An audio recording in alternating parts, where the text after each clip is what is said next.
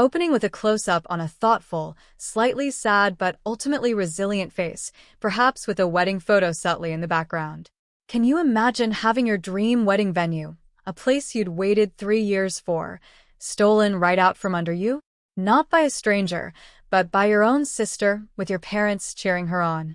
My life was turned upside down, and honestly, the betrayal cut deeper than any knife.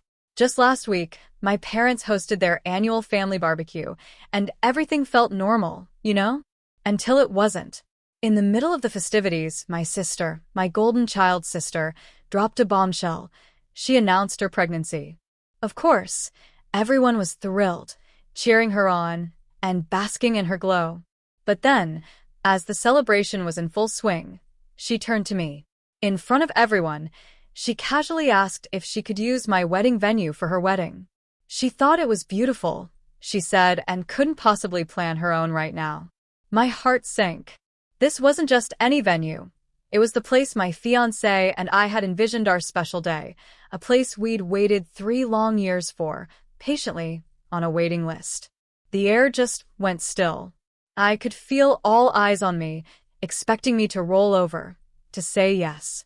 But something inside me snapped. As much as I love her, I firmly, unequivocally said no. It was my venue. And just like that, the floodgates opened.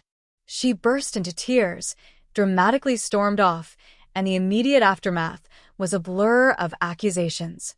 My nan, without missing a beat, told me I was selfish. She needs it more than you do, she insisted. I tried to defend myself, to explain, but my own mother cut me off with this gem. You waited 3 years. Would it have killed you to wait a few more months? When has your sister ever asked you for something? The sheer audacity. A few more stinging comments later, my fiancé, bless his heart, reached his limit. His face was thunderous. He grabbed my hand and we left, not a moment too soon before he absolutely tore into them. I knew he was close to exploding. Later that evening, the phone calls started. First, my sister. She was crying, of course, telling me it was unfair that I always get what I want, and how I could have done this one thing for her. It was a classic guilt trip. Then my brother-in-law called.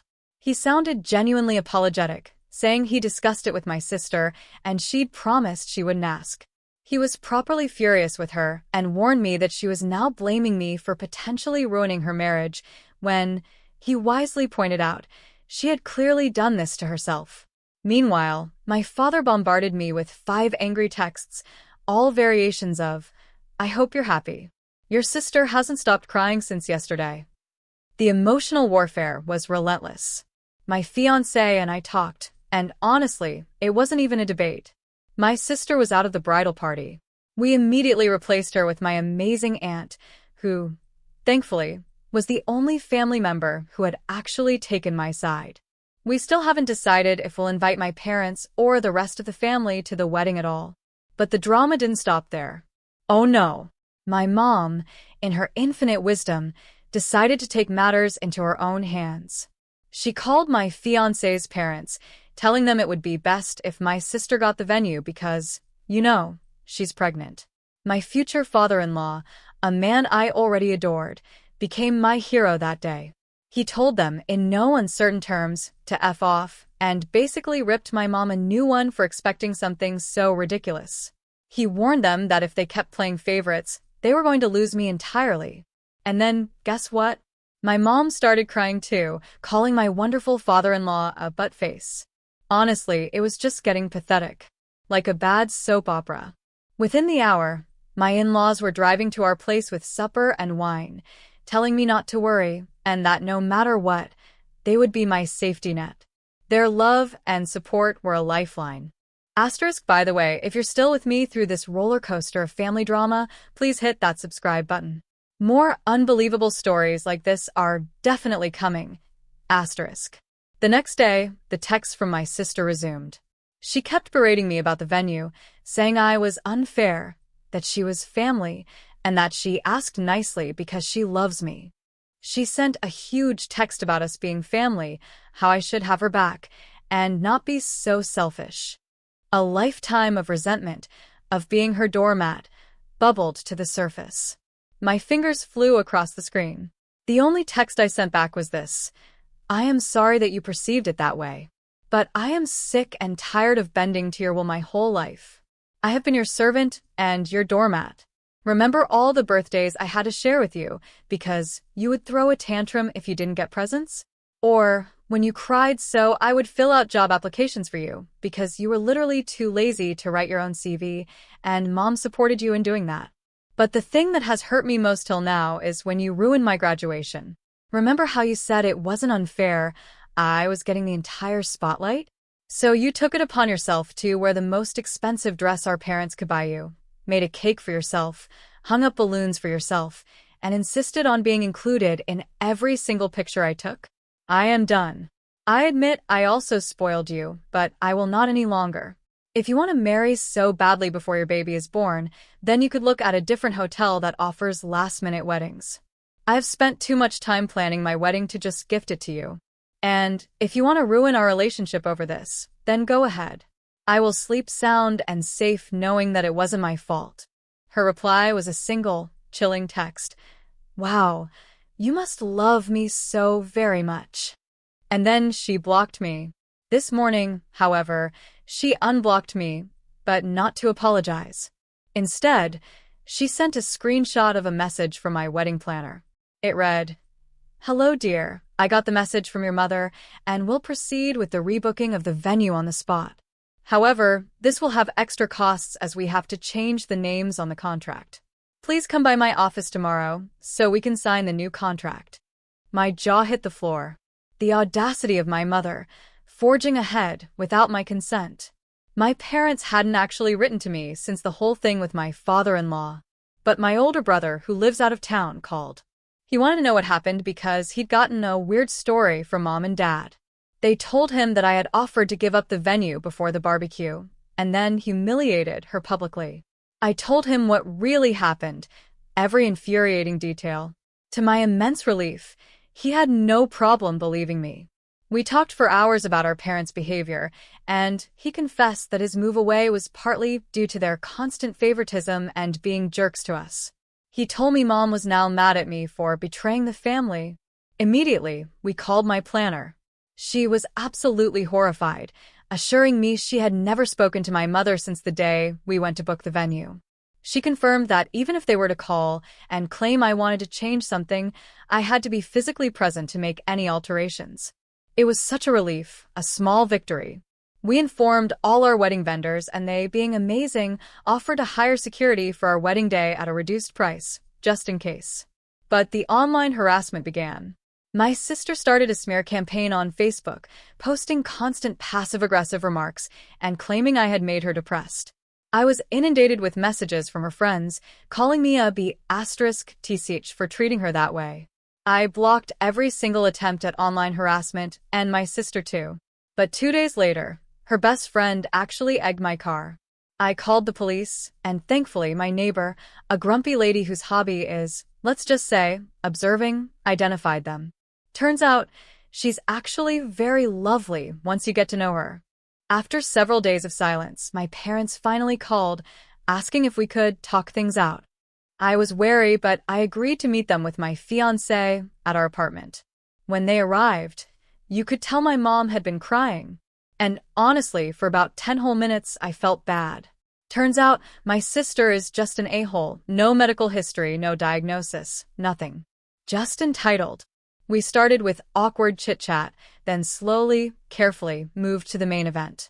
My father, surprisingly, asked why we had canceled our caterers. My fiancé, ever quick-witted, responded, "We didn't want to have anything you could hold over our heads." My dad acted offended, claiming he would never do that, to which I simply said, "Better safe than sorry." My mother, predictably, called me disrespectful for talking to them like that. My patience had officially run out. I shot back, and I find your behavior incredibly disrespectful after everything you've said and done over the last few days. The argument about the venue ignited again. My father repeated his tired old line, "It doesn't matter where you get married, but the person you're marrying." Finally, I had my comeback. "Yes, Dad, exactly. But isn't it weird how that only applies to me and not my sister?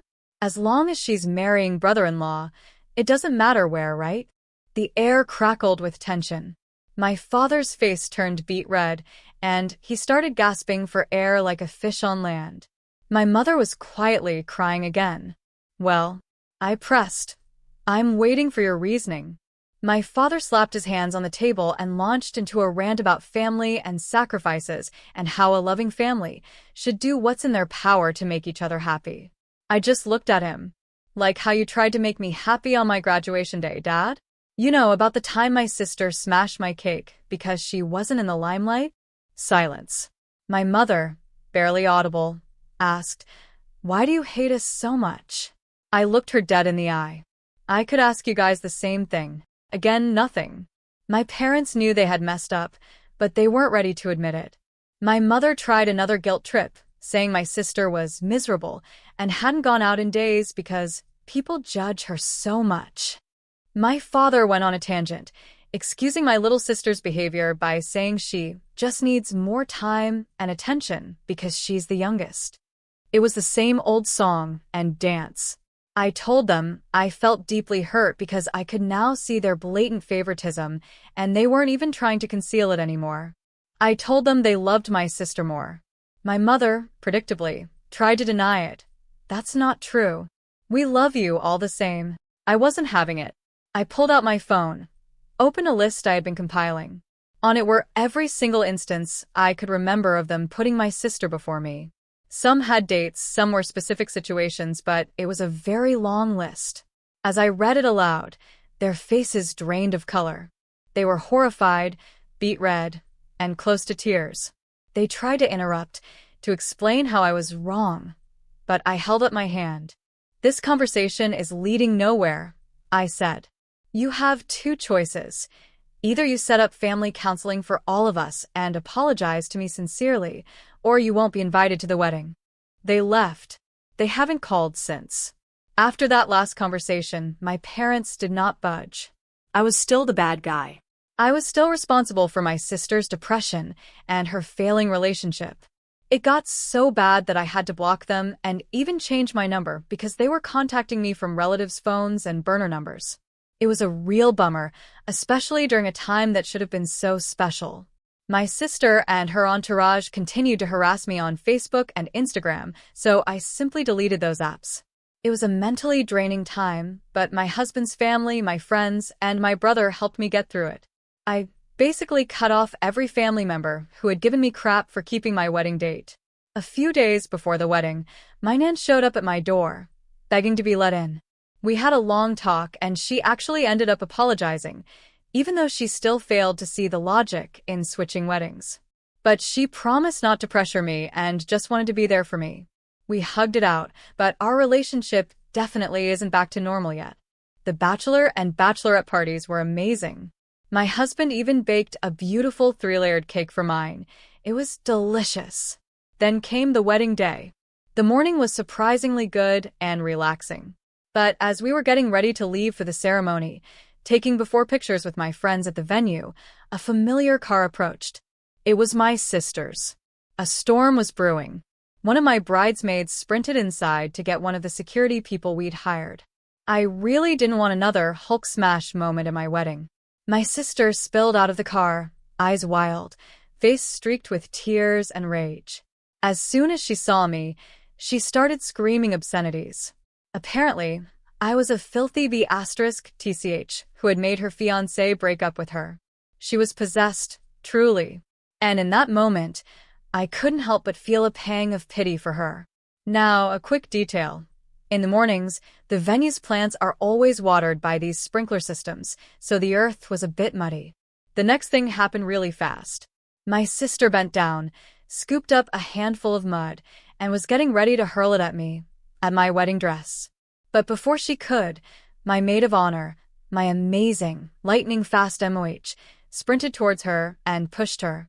My sister stumbled, landing with a loud thump right into the flower bed, her butt sinking into the muddy soil. The security officer arrived seconds later and swiftly removed her. And with that, I had all the ammunition I needed. I filed for a restraining order against her. I didn't even want a police report at that point. I just wanted her to stay away from me forever. The rest of the day was nothing short of amazing. I married my best friend, the love of my life, my rock. My brother walked me down the aisle, and we all cried during the vows. It was just spectacular. Of course, I miss my parents, but it is what it is. The celebration was incredibly funny. My husband even learned a full choreography to a Taylor Swift song with his groomsmen, and the speeches could have been from a stand-up club. We left for our honeymoon, and when we came back, I decided it was time for a clean break. I started looking for jobs in a different city. It hurt to think about leaving my friends, but I just felt like I needed a fresh start. I got a new job at a university in a bigger city, and we are currently in the process of moving. But maybe the biggest and most cliché change is this. I'm pregnant. It's a classic honeymoon baby, and we couldn't be happier. I've only heard snippets about the rest of my family through people back in town. My sister is still going around telling anyone who will listen that I was the reason her brother-in-law broke up with her and that I was trying to dox her. She's moved back in with my parents again and refuses to work. Nan told me the last time she saw my parents, they looked utterly exhausted because my sister was behaving like a baby. I guess, finally, their parenting is catching up with them. All I can say is that I am truly happy right now. It hurts having lost some family, but at the end of the day, cutting out toxic people was the best thing I could have done for myself and my growing family. What would you have done in my place? Have you ever had to draw a hard line with family members like this? Tell me what you think. I really want to know.